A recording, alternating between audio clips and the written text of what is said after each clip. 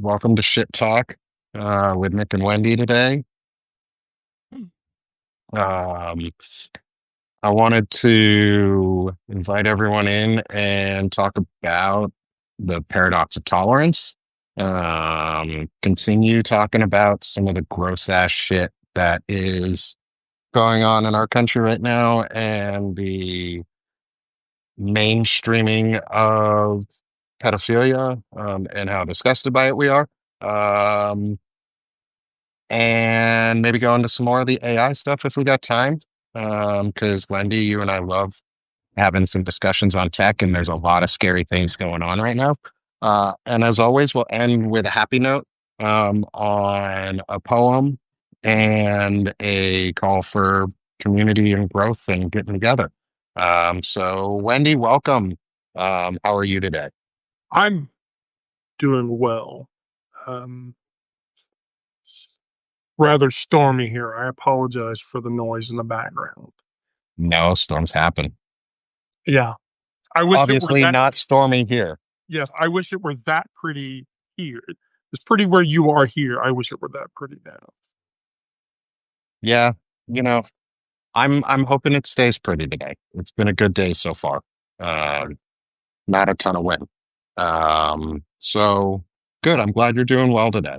So I wanted to talk a little bit with you about paradox tolerance. And for anyone who doesn't know what that is, the paradox of tolerance is partially how we got here in American society.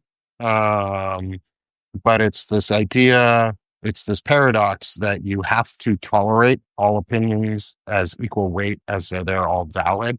And if you do not tolerate somebody's opinion, you become intolerant yourself. Um, and I want to push back on that idea, and I want to get your thoughts on it, Wendy, before I go into my own. What do you think about the paradox of tolerance? And do you think it's played any role in our current society? I, Here's the thing about that: the notion that tolerance requires accepting all viewpoints as equally valid creates a philosophical loophole in American discourse that happens um, into contradiction. And that's not academic wordplay. That's tension that erupts between people. So let's just deductive reasoning. If we must tolerate all perspectives to be truly tolerant, then we must also tolerate intolerance itself. But tolerating intolerance undermines the foundation of tolerance as a concept utterly.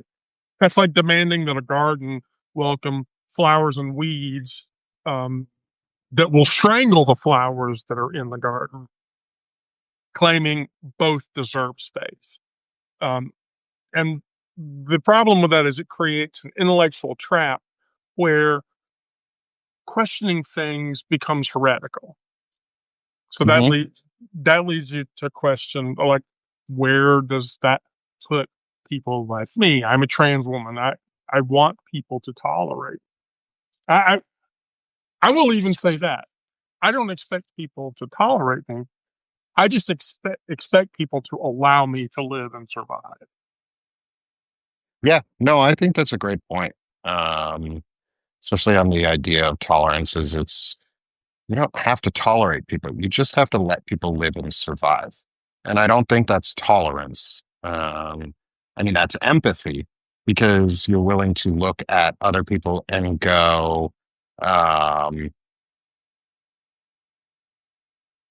and go, oh, I can see where they might be coming from, and then let them live. But I agree. I think the paradox of tolerance is an interesting one, just in general, because, like you said, it's not, we don't have to tolerate intolerance. And you don't become intolerant just because you don't tolerate intolerance. Like, let's use our common example that everybody tends to use, but it's also super pertinent to our day right now. Nazis, Nazism.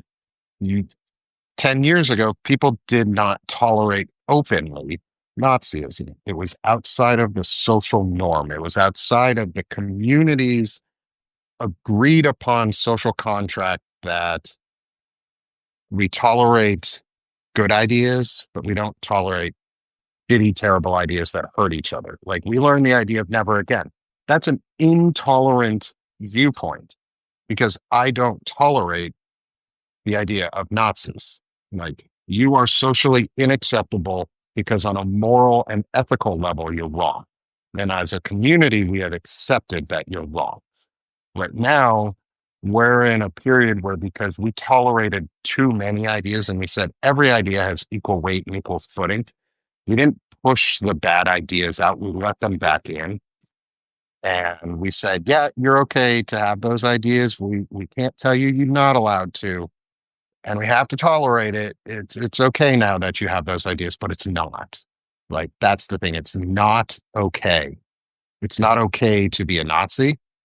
It's not okay coming into some of our next topics to be a pedophile. It's not okay to be a fascist. It's not okay to think you're better than other people just because you're smart or you own a big tech company or you bought a big tech company and a social media platform and your ego is the size of the fucking universe and nothing can stop it because you're just a black hole of nothingness. Elon Musk, I'll call you out by name because you're a piece of shit. And if you know the difference between a Roman salute and a Nazi salute, you're a Nazi. Um, so, like, sorry, I can't tolerate those people. I cannot tolerate Nazis and people like that because they're wrong. They're morally and ethically wrong. And that's what we have to remind people. We have to remind people that that's wrong. But we can't just be against something. And that's the next step is you have to be for something too. I'm against Nazis, but I'm for community. I'm for people taking care of each other. And I think a lot of people miss that next step of what are we actually for? So, Wendy, what are you for Well, in line with in this context too? right, in this context, this isn't moral relativism. Um, so when you mention the paradox of tolerance, I think we're probably talking about Popper, Karl Popper. I think I don't know who said it Yeah, originally. I that just he's the one. I'm fairly certain he's the philosopher that normally iterated that. But here's what that situation asserts: on that a truly tolerant society must be intolerant of forces that would demolish it entirely. And that's yes. not moral relativism, that's moral survival. But to Yeah, answer, that's survivalism in yes, general. yes, exactly. Um, as to what I believe their empathy far, far exceeds the need for tolerance. And the reason that I say that is tolerance is surface level permission. I'll let you Yeah, be here, even though I disagree with you. yeah, Empathy goes a layer lower than that, and from an element of shared humanity, um, you understand people's fears, hopes, and how they think. And the crucial distinction becomes empathy doesn't require agreeing with someone's conclusions, but it demands an understanding for how those conclusions were arrived. exactly. Exactly. I think, and even going a layer deeper into this, not below it, but into this, it's something that I taught and learn about I go to a group therapy. I go to a veteran service group therapy, and I'm part of the VA. As many of you in the audience know, I'm a disabled veteran. I went to Afghanistan in 2013. I have some issues, just like most vets do. But I go to an incredible group therapy that talks about these things. And one of the things that stood out to me 2 weeks ago, I think it was, in a session. And I won't, and it was something that I talked about, which is why I can talk about it, because it's my story and my feelings on it and nobody else's, is we were learning about, and I've been in this group for over a year, so I know these things, but I'm relearning them to remember them. Because we were learning about the difference between feelings and emotional distress tolerance, but how to talk about our feelings. And two major categories came up that I think drive totally into the heart of empathy are guilt and shame. And there's a difference between the two of those two. And and I want to talk about those a little bit. And I want to get your opinions on what my thoughts are here. Is so there's guilt and shame are very similar emotions, but they have a subtle difference between each other. Is guilt is personal. Guilt is you feel guilty. You feel the emotion. You feel, let's say I misgender Wendy. I accidentally did it on a snap. Um, my autocorrect misgendered Wendy for me on accident yesterday. And it was, instead of saying she, it said he or he's. And I automatically afterwards said she. Like I corrected myself and put it in.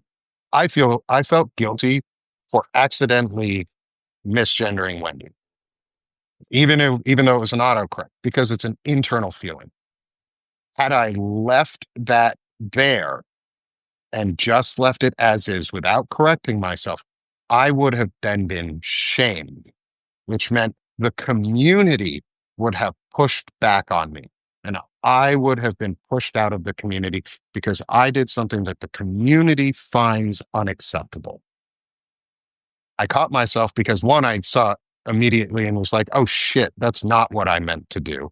I don't want to misgender Wendy.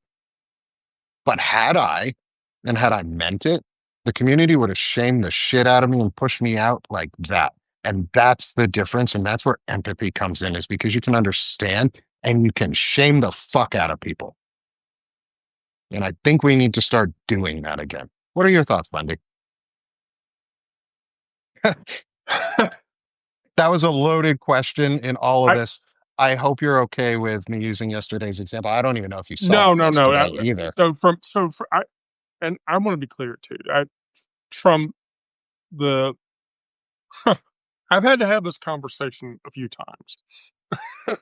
And um, you and I probably never had this conversation. no, So, no, no. And so here's the thing. I want to be very clear with people. I don't take misgendering from individuals for whom I respect or whom I care, much less for whom I love, negatively, because I understand we're all just human beings. You're not shaking your finger in my face and you're saying, "You'll never be a woman and you're a man." Okay, that's the misgendering that I can't. But here's the thing. When you yeah. talk about guilt versus shame, guilt is the thing that says you made a mistake. Hmm. Shame is the thing that says you're a fucked up person. And you made a mistake and everybody else knows it. And so, as a community, embracing accountability without shame by asserting guilt and saying, I saw that you did this. I did not like this. It affected me. And then um, I say that what happened was hurtful. Um, but um, I then say to you, I say, no matter how much that hurt, no matter what damage that caused, and in my case, not much, but you're still a worthy human being because you're a human. Humans make mistakes. The consequences that restore rather than destroy, listening instead of acting, opportunities for genuine repair instead of just permanently pushing somebody out of the community. It's one thing for somebody to come at me and transphobically rant up, down, left, right, and sideways. I'm gonna block that person. I have a right not to have a relationship with that person, whatever that Exactly. whatever that relationship is. But what must hold true is the community holds two truths evident in that case. Harm happened and redemption is always possible. Always. I And that's the see. thing. I One see a other thing, comment. right? Yeah, one Yeah, other go thing. ahead. Go. Harm is an entirely relative. It can be this big, it can be that big. Yeah, exactly. And it goes a lot to, in the end, is intent. I think as you were talking, I think it was you talking about it the other day, was you have to be, it was you or somebody else was talking, you have to be willing to understand, go past just the comment online sometimes, um, and be willing to see, is that person intentful, or are they actually trying to learn? Like, are they asking questions to learn, not to hurt, but because they just don't know and they're really truly curious? Um, and Morgan, you put in a good comment right there at the end, is still trying to learn patience. I think patience goes a long way in it, because patience and empathy don't ever mean agreement. They just mean understanding. And I don't have to agree with you to understand that you have a point and you have a idea, or you have a viewpoint or a philosophy. I don't have to agree with it. I'm going to tell you you're wrong if you're wrong. Like, I'm not going to sit there and let you have shitty ass ideas and not tell you you're wrong to your face. Um, like, we have to get past. I guess a question is then for you, Wendy, and this sort of is going to lead into our next topic on the pedophilia stuff and the normalizing of that, because that's a big part of what's going on right now in our society. Is, do you think, not criminally, and I'm not saying like death sentence or things like that. I don't really want your opinion too much on that. I more want on the moral side and um the like our communal side. Do you think we have been too soft and too accepting as a community? Um, or, and do you think there's things we can do to make that better?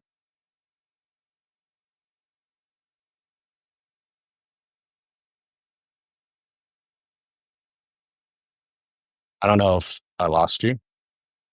I'm I'm I'm Oh, there trying you to are. think. Yeah, I was it's really storming here. I'm trying to Oh, yeah, yeah, yeah. um I was trying to think about this. So okay, long story short, um taking the trans issue. Um I'll be Yeah. quick. I'll be quick about this. So when someone misgenders me, um what lives behind the words that a person says that? And so um, to your credit, intent entirely matters. A grandmother with her grandchildren who um, misgenders me and says he or boy or man or whatever, um, I'm less likely to pay attention to that, especially if I know that person genuinely cares. The problem is, and I think this was taught, patience, but patience has limits. It's not bottomless, and it does drain you. But uh, to the point, as a community, um, we're dealing with a pendulum swing.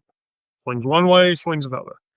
Um, and the rot that we are talking about, because we've been maybe too soft, the communities that whisper about the bad things, or you know, lightly touch them rather than just pushing them out. I, I'm going to be honest. This is a very painful thing to say. That's absolute cowardice. It is absolute cowardice to not try as a community to eliminate the bad things that exist in that community as a whole. And so, what do we need to change? And so, there's a couple of things. there need to be consequences when someone causes someone else genuine harm in a community. So if we're leading into the pedophilia discussion, this is exactly that. Um, no more endless like processing circles over and over and over again, um, just because somebody touched something that they weren't supposed to. Um, no more. He's going through a lot right now. We need to give him a break. Or, you know, that was totally an accident. None of this gaslighting bullshit. And then Yeah, we need to distinguish between learning and weaponizing. So a person genuinely trying to unlearn harmful patterns deserves patience and support. A person who, uh, using uh, growth mindset to validate why they are doing something, how they're doing it, and then use it to excuse it is not.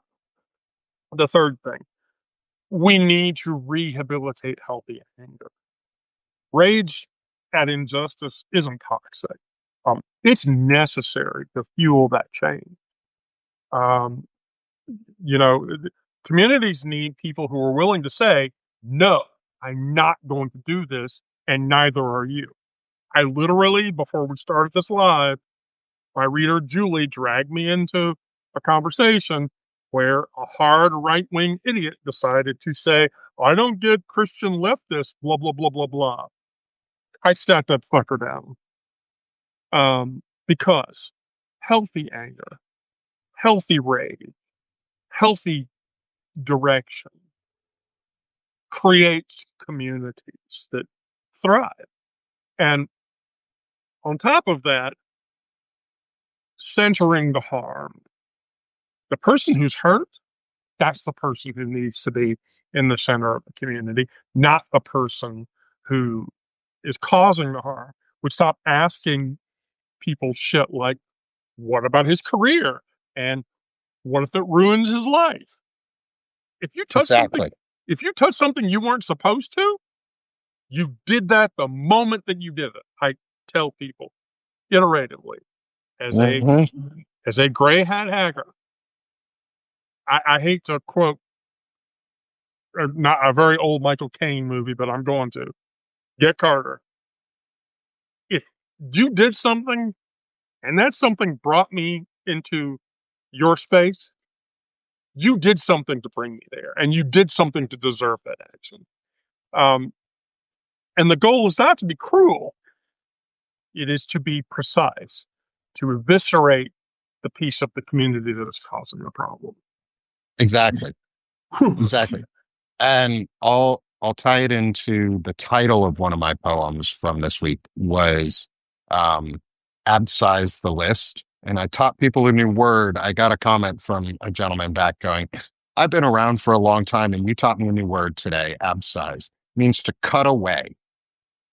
We have to think of this as a wound. We have to think of community as a living thing, as a being, as us. We are the community. We as people, as humans, as our pets, as our society, as the individual, we're part of a greater whole. It's that idea of, like Spock said, uh, the needs of the many outweigh the needs of the few, and the needs of the many outweigh the needs of the one.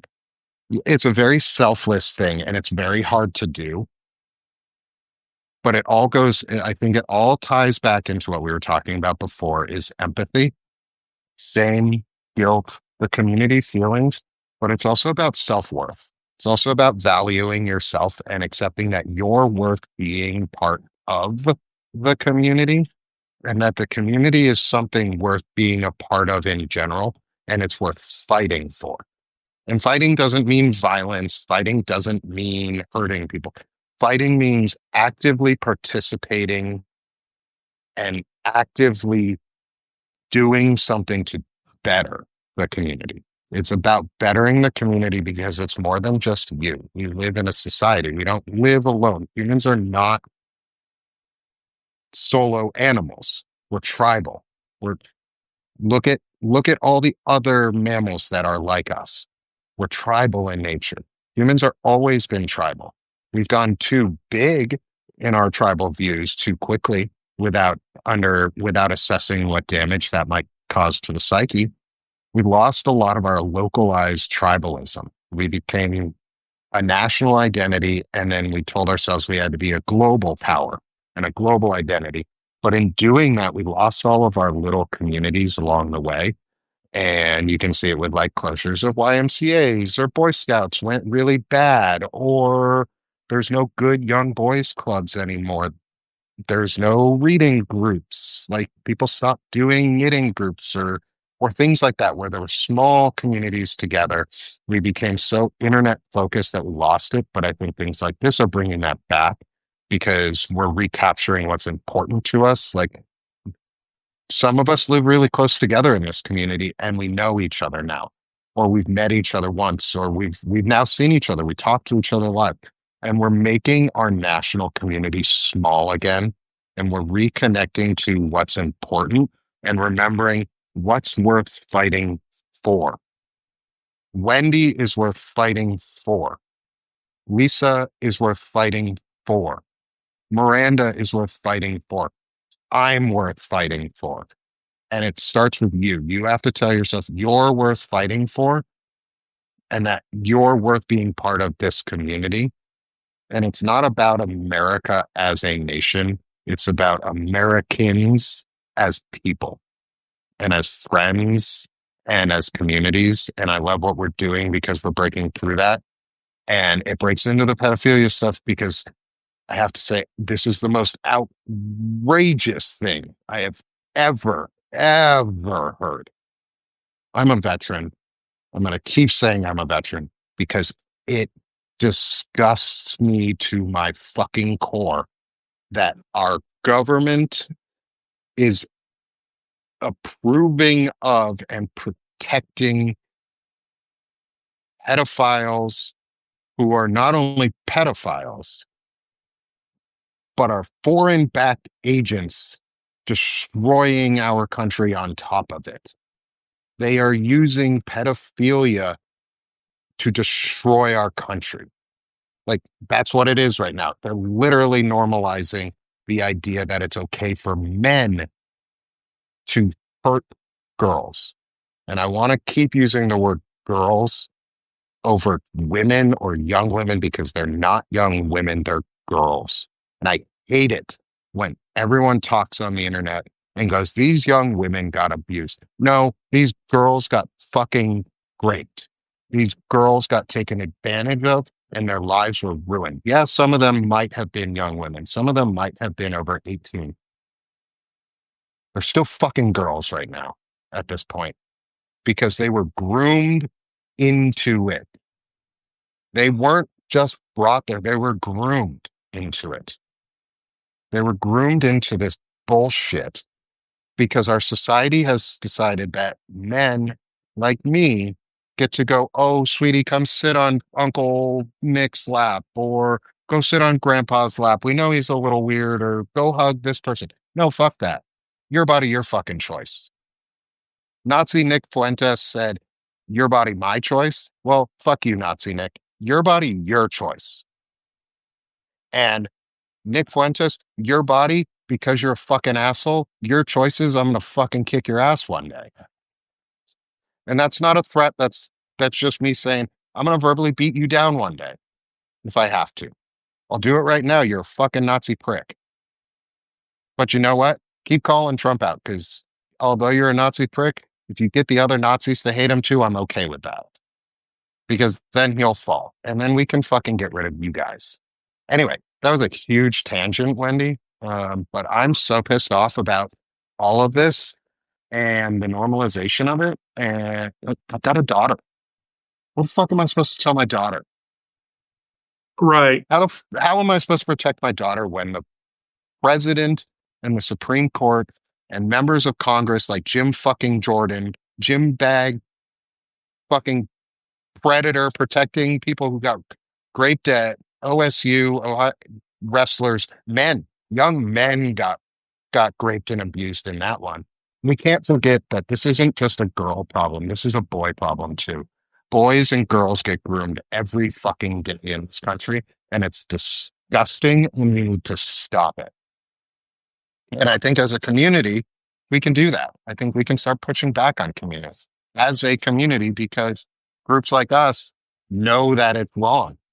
And groups like us can go out and be vocal. Groups like me, who look like me and have more privilege than some other groups, we can use that.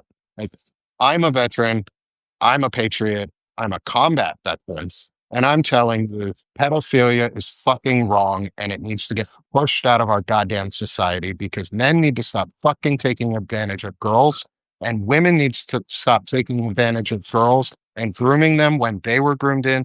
And I know it fucking sucks and there's a vicious, vicious fucking cycle we have to break, but there is something cancerous in our country that needs to be excised from it and cut away because it's gross.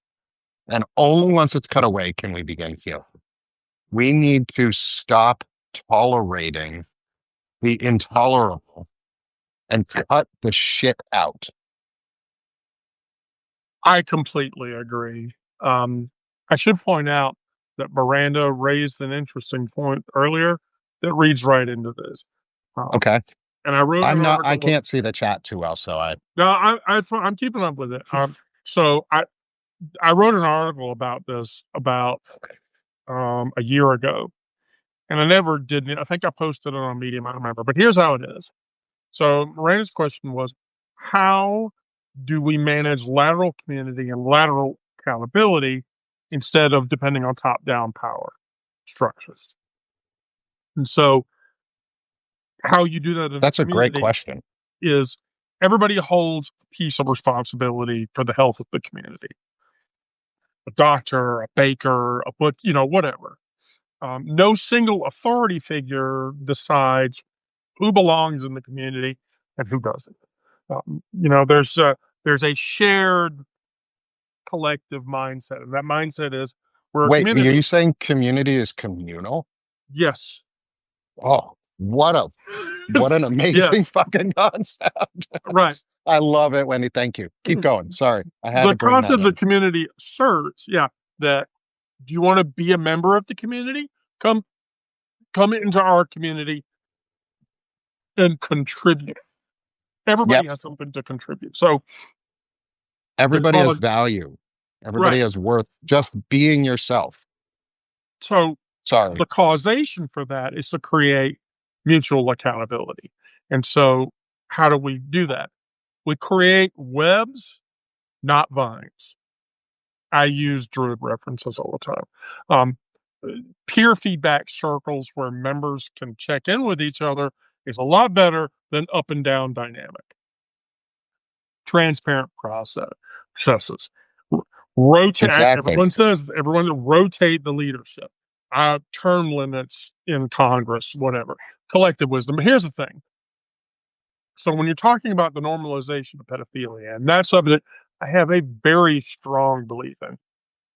Here's the thing you can't do anything about.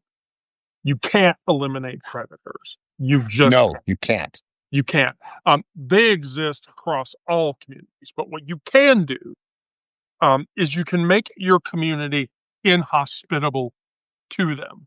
And so Exactly. you create transparency. Predators thrive on a lack of transparency. So there's communication. And so the way Miranda posed it was when their kids were young, and I did this too with Gizmo, and I do this with my other kids. If someone gives you affection and you don't want it, you have a right to say no, and you should say no. Yep. And there's a collective radar. Communities often sense danger before even concrete evidence comes out. A person makes others uncomfortable. Someone is seen with an unusual behavior. Who pushes boundaries playfully?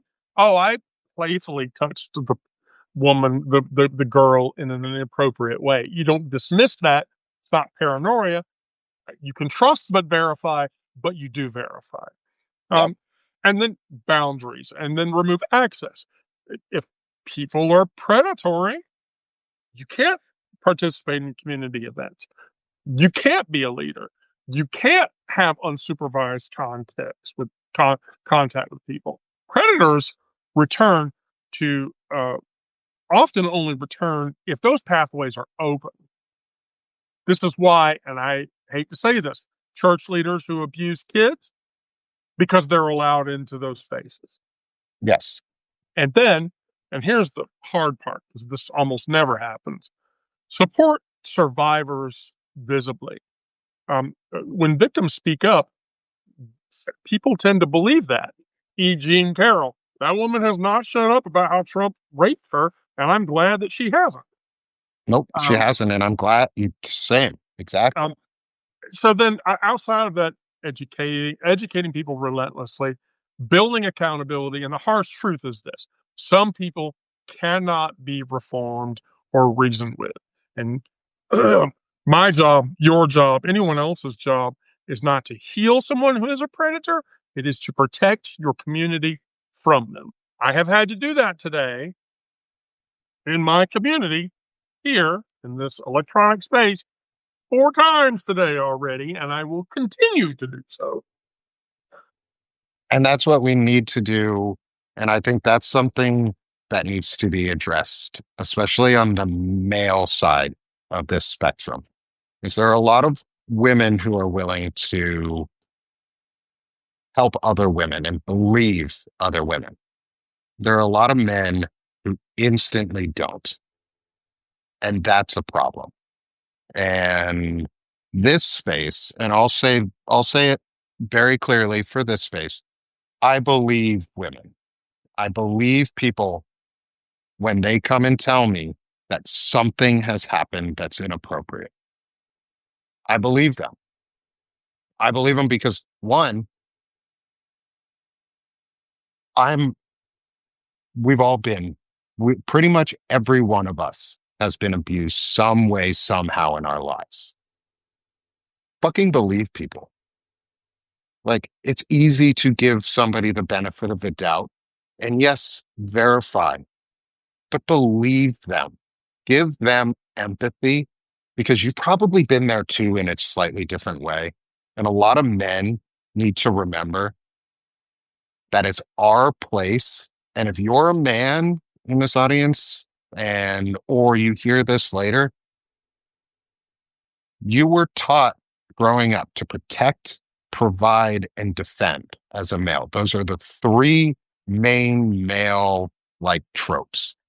You know what protecting and defending and providing for means? It means fucking believing people when they tell you that they got hurt or something happened and then doing something to prevent it from happening in the future. I tell my kids all the time, if something happens, you tell me and I will believe you because I do. Until you've been proven wrong, I'm going to believe you. Don't sit quiet. It's the reason we have fascism standing at our door, watching over us right now. It's the reason we have all of this is because we got too soft in being willing to stand up and say no. And men forgot what it meant to protect those they love and provide. And to me, protecting means belief. How can I protect you if I don't believe you? And if I can't protect you, there's fucking going to be able to provide for you. So believe what people have to say and then take the next step, like Wendy said, is do something, is do the thing because community thrives when we care. It's the same thing with democracy. We get the democracy we vote for. And if we don't vote or if we don't put in the legwork to get a democracy, democracy is just community on a national scale. Sometimes it doesn't work, sometimes it does. But just like a community, there's compromise and somewhere in the middle, somewhere that actually values life and not middle as in, oh, middle is we don't accept gay marriage for now and we put it as you can get a civil union. That's not the middle. The middle is everybody deserves to be fucking happy and have the same equal rights. From there, we find the middle of the road. From there, we find what is acceptably tolerable as a society to restrict bad behavior, not conditionalize good behavior, but to incentivize the good and to conditionalize the bad, criminalize, and use what we're supposed to do as a community. That's what the courts are supposed to be. They need to be more localized in terms of community first needs to say fuck no, and then all of this becomes unnecessary. Yes, Miranda, that is an incredibly good point. Compromise doesn't necessarily mean centrism. I I don't think I don't uh, compromise on my morals. My morals are rigidly strong. I believe in my morals. I know what's right and wrong. I don't compromise on those. I don't compromise that humans have the right to exist. That centrism is policy decisions on taxes. Human rights are not policy. Human rights are human. And until we fucking figure that out, that's it. I Sorry, Wendy, come in because I'm gonna pause my video for a second while I grab my computer, yeah, so of that course. I can get ready to do our poetry reading for the day. Oh, But good. I want you to. We didn't get into some of the topics, and I'm totally fine with that because we've had a great discussion, especially around community, and I want to keep that going, and get some more of your thoughts and what we can do to be for something and how we can together as a group as this group start building our local in-person groups also, um, to continue pushing back on this. So I'll be right back. Wendy, I'll let you take over for a minute. Um, You're far too kind, Ned. Um, I think that to Nick's point about women helping women and not men, this is a historical issue. This is something that women's survival depended on male protection and approval. Laws stripped women's rights, economic independence, legal personhood, even. And so a woman's fate was tied directly to a father or a husband. Displease that husband and it disappears. And so, because of that patriarchy, um, women existed in a world where our credibility constantly gets questioned. How was I dressed? How was I acting? Did I deserve the treatment that I got? Did I, you know, um, there's a congressman who literally at one point said, when a woman gets raped, she has biological processes that stop her from getting pregnant. It's bullshit. And so it creates a solidarity from within, the necessity of women behaving together. Women pool resources. We share warnings about dangerous people. We create networks of mutual protection. Um, Men, meanwhile, just benefit because of the whole patriarchy bullshit. That patriarchy rewards them with power and credibility and advantage. And I will say this: the Druidry, as a Druid, the sect of Druidism that I believe in is very matriarchal. And I don't believe that in a matriarchy that puts women with a higher amount of power over men, but rather just a larger degree of equality. And so, um, I think that that is what is necessary. Oh, Nick, you should totally invite Miranda into the live if you're going to read poetry, by the way. oh, absolutely, I will. Give me a second. I'm just pulling up. I'm actually gonna do. I'm gonna do a special on this, and I'm gonna actually read all three in Cool. Wow. the Okay. new sonnet series that I have. The Let me get them in order. Okay, let me get here. There you are, Miranda.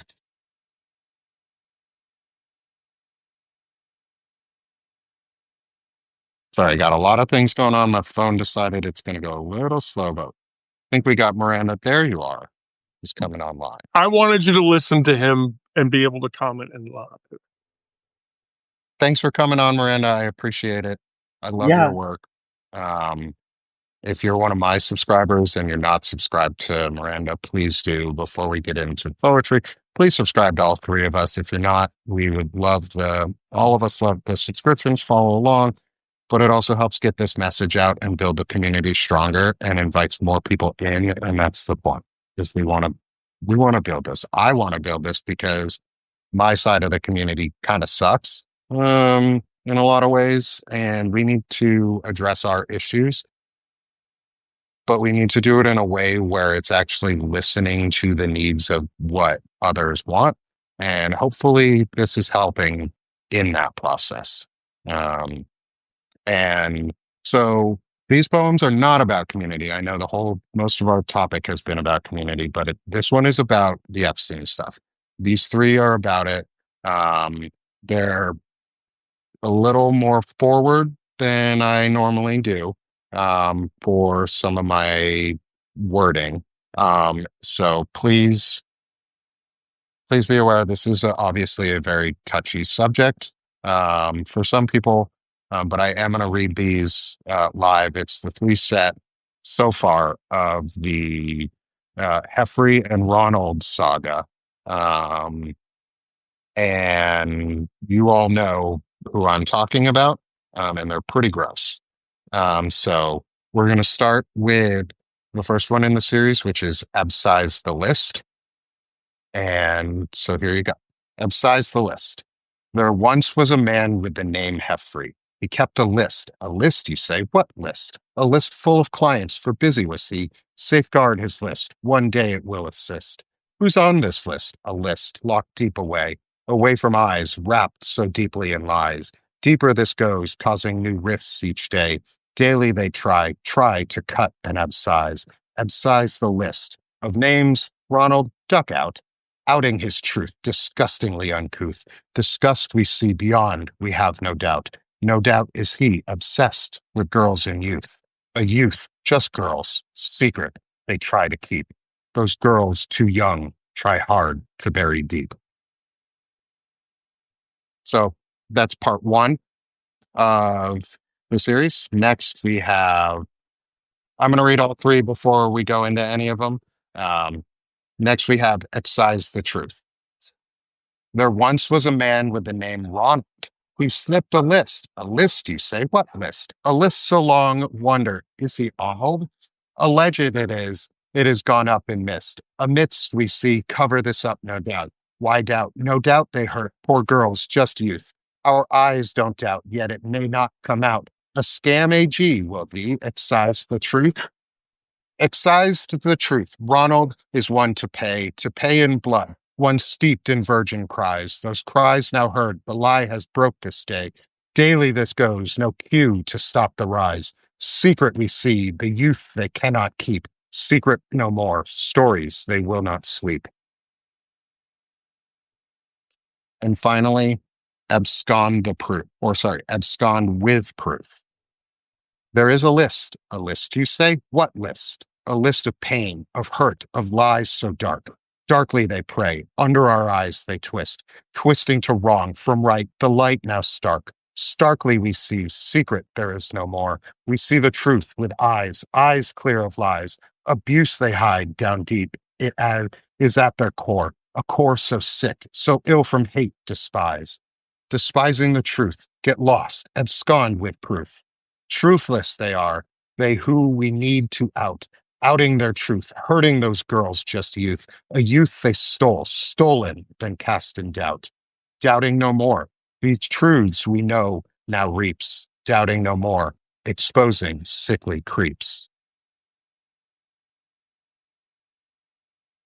And those are the three in the Ronald and Heffrey song.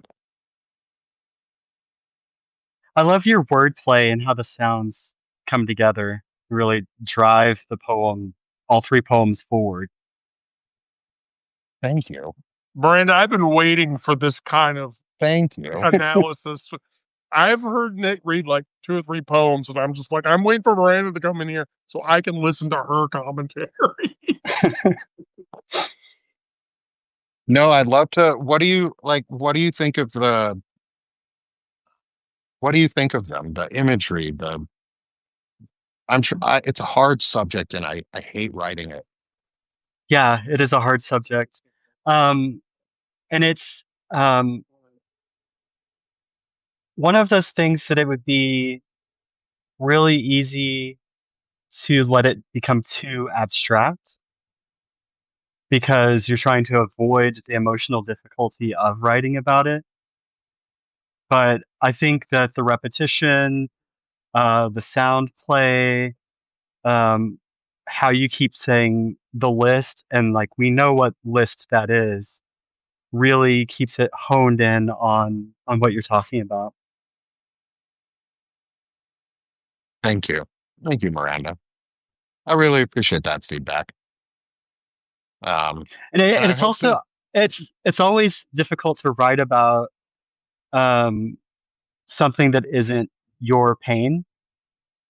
yeah, Like and we should because we need um, men like you standing up for women for girls um, in situations like this, like we were talking about earlier with the community and everything. But um, a lot of times it's easy for another voice to step in and talk over or squash voices that we need to be lifting up that actually went through the horrible thing. yeah, yeah. And So, I, I can only see from the outside what this might be because I don't have that trauma. And I'm thankful I don't have that trauma, thank God. Or whatever deity you believe in or not believe in, like thank thankfully I don't. Um it's I'm trying to I'm trying to get men to listen. I want men to listen in a way that they hear it and they don't feel directly attacked, but they know because they know it's not about them, but they know that they know that person who's just that ick you get. And when you get that ick, trust it. Um, so Miranda, I yeah, really appreciate that. That was like patriarchy teaches men ownership over women. And Mhm. so it's easy for men to, um, protect the women in their lives, maybe, but expanding that idea and having empathy for women that they don't have a relationship with matters. And Yeah, it's difficult. yeah. And I think it's easy to, it's easy as a, uh, I don't know. I don't know what I was going to say. There's nothing easy about what I'm doing. I mean, it is easy. It's easy to stand up and say, no, that's wrong because I know it's right and what's wrong. I think the harder thing, the thing that would cause me to not be able to, part of it is selfish, is I want to be able to look at my daughter when she's an adult and go, I stood for you and your rights, and I made sure that you had those rights, but also nobody else had to go through that. Like I moved from a state where my daughter had and my wife had equal rights and equal protection to Arkansas. Like I now live in Arkansas and they don't have equal rights and protections here. And I Yeah. think that's I'm horribly from fucking Oklahoma, so wrong. I know Oh, Arkansas pretty well. yeah. And you guys are even worse in Oklahoma. Like it's like, ugh. Um, and I know a lot of folks in Oklahoma and I love the state. It's beautiful. There's beautiful people out there. There's amazing folks who are just being taught hate instead of love, and they don't like themselves enough to like other people. And so they Yeah. throw that. hate outwards. Um, so I wanna close this out today with just a message of one, Miranda, thank you for jumping on with me. And Wendy, I appreciate you listening to the poetry. I'm glad I finally got you in. You'll have to come back for more. I will tell you, if you're going to read poetry, you need to read it for that one, because that one's going to give you an opinion. I'm just going to and tell you. I'm just going to tell you it's beautiful. And can I send you a copy of Goodnight Moon? And will you read it to me every night, please? same with Lawrence. You'll get Yeah, opposing right. nights. No, I'll read books out loud. As long as they're not in copyright infringement in their public domain. Books, I don't think we have to worry about that too badly. I don't remember copyright law on that. But I thank you both for coming in. I think everyone who showed up today, please consider subscribing to all three of us. I'm a newer account, and I'd love to support in any way, free or paid. One thing I did just offer, I want to announce this because I put it on a note the other day. Is anyone who wants to become a founding subscriber to my publication, I will write you um, a poem of your choosing um, as part of your founding membership. And if not, that's okay because I'm going to be writing poetry every day, coming on live more with Wendy, and hopefully get some time with Miranda as well to Yeah, discuss absolutely. poetry and lyricism and how she works and what she writes about. I'd love to get you on the show and just come and hang out. Um, so thanks everyone for being here. Wendy, any last words from you before we go? No, I don't. Awesome. Thanks everyone. Have a great day and we'll see y'all again soon. Wendy, do you mind grabbing the chat for me? It's Yeah. Here, let me. bad at Let me. this. Let me do Thanks this. everyone. Bye, everybody. Okay. You're good.